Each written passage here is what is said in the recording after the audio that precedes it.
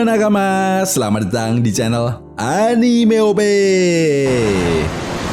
Yuk, sebelum masuk ke pembahasannya, jangan lupa like video ini ya bosku. Like dari kalian akan menambah semangat Mimin untuk terus memberikan informasi terbaru mengenai One Piece pada nakama semua. One Piece chapter 1137 kali ini mendapatkan judul Samrock muncul. Nah, sudah dapat dipastikan ya bosku, judul chapter kali ini akan berkaitan dengan diperkenalkannya kembaran Seng yang merupakan bagian dari Kesatria Suci. Selain itu di chapter ini juga kita masih mendapatkan kelanjutan cerita cover story kisah perjalanan Yamato di negeri Wano yang sudah memasuki volume ke-23, di mana kali ini kita bisa melihat Yamato yang menyelinap ke markas rahasia Holdem. Ya, di momen ini juga kita bisa melihat beberapa anak buah Wushu. Namun sayangnya belum diketahui pasti ya bosku, identitas dari mereka. Masuk pada inti cerita, di awal chapter diawali dengan memperlihatkan kelompok Luffy yang telah tiba di kastil Aurus. Ya, lebih tepatnya di desa Barat Matahari.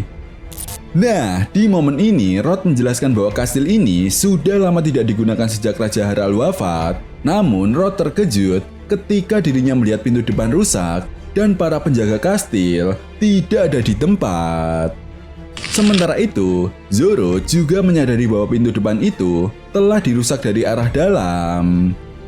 Kemudian setelah itu, kelompok dari Luffy pun melangkah melewati pintu depan dan sampai di halaman yang sudah hancur.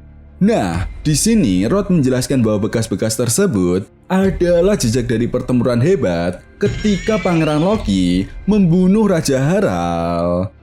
Rod juga mengatakan, seperti yang sudah kalian ketahui, Loki adalah monster. Namun Raja Haral juga bukan orang biasa. Dia dikenal sebagai prajurit agung, dan nasib dari kastil ini sudah dipastikan saat pertempuran itu dimulai. Nah, sambil mendengarkan perkataan dari Rod, Luffy, Zoro, dan Nami kemudian melangkah lebih jauh ke dalam kastil yang kondisinya juga telah hancur parah.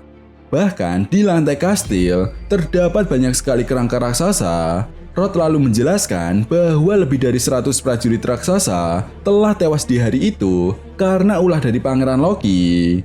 Ya, hanya Jarul dan Pangeran Loki saja yang berhasil selamat. Dan tepat di momen ini, kita juga mendapatkan informasi yang cukup menarik dari Rod. Ya, Rod menegaskan bahwa ada beberapa raksasa yang mewarisi darah dari suku raksasa kuno. Namun saat ini sudah tidak ada lagi anggota berdarah murni dari suku tersebut. Bukan hanya itu saja, Luffy dan yang lainnya pun sempat melihat foto dari Raja Haral yang tergantung di dinding. Nah, dari foto tersebut kita bisa melihat jelas penampilan dari Raja Haral yang merupakan seorang raksasa botak dengan kumis dan janggut yang tebal. Dia juga memiliki bekas luka besar di kepalanya serta tato garis di wajahnya. Rod mengatakan itu adalah potret dari Raja Haral, seorang pemimpin yang mencintai perdamaian dan berusaha menghubungkan Elbaf dengan negara-negara lain di dunia. Dia disebut sebagai raja terbesar yang pernah dimiliki Elbaf. Luffy mengatakan dia terlihat kuat sekali. Rod menjawab, bekas luka di kepalanya itu berasal dari saat dia mencabut sendiri tanduknya. Tanduk itu adalah simbol dari suku raksasa kuno yang menurutnya terlalu mengingatkan pada masa-masa perang.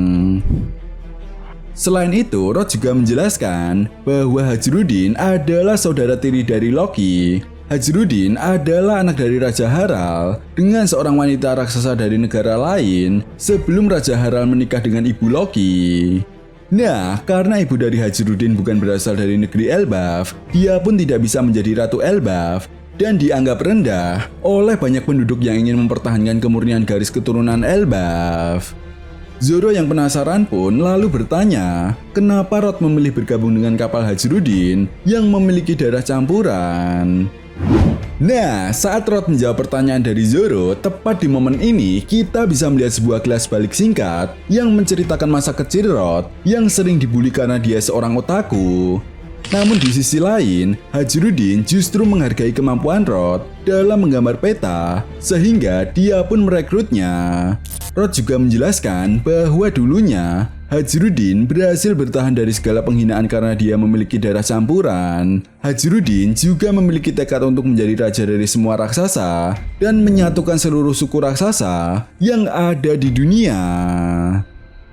Flashback pun kemudian berakhir dengan memperlihatkan Luffy yang melihat ada penjaga raksasa yang telah tergeletak. Cerita lalu beralih dan membawa kita ke dunia bawah Pulau Elbaf, tempat di mana Pangeran Loki berada. Nah, di sini kita bisa melihat Pangeran Loki yang tampak terluka parah, bahkan wajahnya pun sampai berlumuran darah akibat serangan dari Gunko.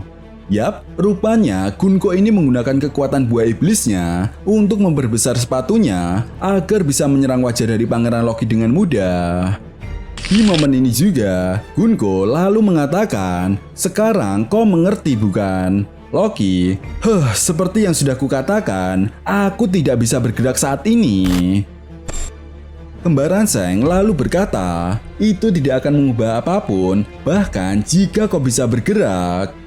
Gunko mengatakan, dasar makhluk rendahan, kesempatan untuk diangkat menjadi dewa adalah kehormatan yang tidak akan pernah bisa kau raih, bahkan jika kau menginginkannya dan kami memberikannya padamu. Nah, karena Gunko yang kesal dengan penolakan dari Pangeran Loki, tanpa basa-basi, Gunko pun langsung menyerang Pangeran Loki dengan menggunakan panah yang keluar dari kakinya, di mana kita bisa melihat ada sebuah jalur yang menandai serangannya. Gunko lalu menegaskan kepada Pangeran Loki, panah-panah itu adalah jalur takdirku, deklarasi kekerasan yang tidak bisa dihindari, namun itu tetap bisa dihentikan. Jadi aku akan bertanya sekali lagi, Loki, maukah kau bergabung dengan Kesatria Suci? Dengan sangat lantang, Pangeran Loki pun lalu menjawab, tidak akan pernah, dasar bodoh. Dalam sebuah halaman ganda yang sangat epik, Gunko lalu melangkah di atas jalur panah yang telah dia buat dan langsung menyerang Pangeran Loki dengan tendangan cepat ke sisi kanan wajahnya sambil diikuti dengan uppercut untuk menyerang tubuh raksasa Loki. Bahkan Gunko juga menciptakan sepatu boot dan sarung tangan raksasa dari panahnya. Hingga pada akhirnya Pangeran Loki pun pingsan karena serangan Gunko. Nah, menariknya, hewan-hewan buas yang menjadi teman dari Pangeran Loki pun berusaha untuk melindungi Pangeran Loki. Namun, sayangnya mereka semua mampu dikalahkan dengan mudah oleh Gunko. Sementara itu dalam sebuah halaman ganda terakhir, Kembaran Seng pun lalu melepaskan jubahnya dan kita pun bisa melihat identitasnya yang merupakan pemimpin dari Kesatria Suci. Ya, dia adalah Samrock Figureland, putra dari Sun Garling Figureland, salah satu tetua Gorosei. Nah, di momen ini Samrock lalu mengatakan, ubah rencana, hubungi Mary Joa, semua ini benar-benar mengecewakan. Kukira semua ini akan berjalan dengan lebih cerdas. Gunko lalu menjawab, benar, dan kurasa kematian pun tidak akan pernah mengubah apapun. Nah, menariknya apabila kita perhatikan lagi, Samrock ini benar-benar sangat mirip dengan Seng, namun dia tidak memiliki bekas luka di wajahnya dan memiliki rambut yang lebih panjang dengan kepang di bagian belakang, dan tentu saja ya bosku, dia memiliki dua lengan.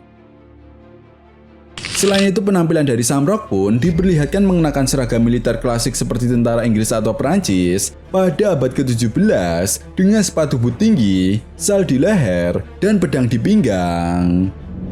Chapter pun kemudian ditutup dengan memperlihatkan Samrock yang memandangi Pangeran Loki yang sedang tidak sadarkan diri. Samrock lalu mengatakan, para prajurit raksasa Elbaf yang dulu menaklukkan dunia baru di zaman kuno, kami, pemerintah dunia, akan membawa mereka ke bawah kendali kami, bagaimanapun caranya. Well, overall, chapter yang sangat menarik ya bosku. Selain beberapa informasi dan fakta baru yang telah diungkap pada chapter kali ini, diperkenalkannya pemimpin Kesatria Suci pun akhirnya membuat para fan One Piece bisa tidur nyenyak. Ya, hal ini seolah menjelaskan jika Samrock Figureland akan menjadi musuh yang layak berhadapan dengan sang pemimpin organisasi Revolutionary Army, yaitu Monkey D. Dragon. Nah, itu tadi merupakan review manga One Piece chapter 1137. Jika kalian punya pendapat lain atau teori tentang pembahasan kali ini, silahkan tuliskan pendapat kalian di kolom komentar ya bosku. Oke, sampai di sini dulu pembahasan kita kali ini, and see you next time.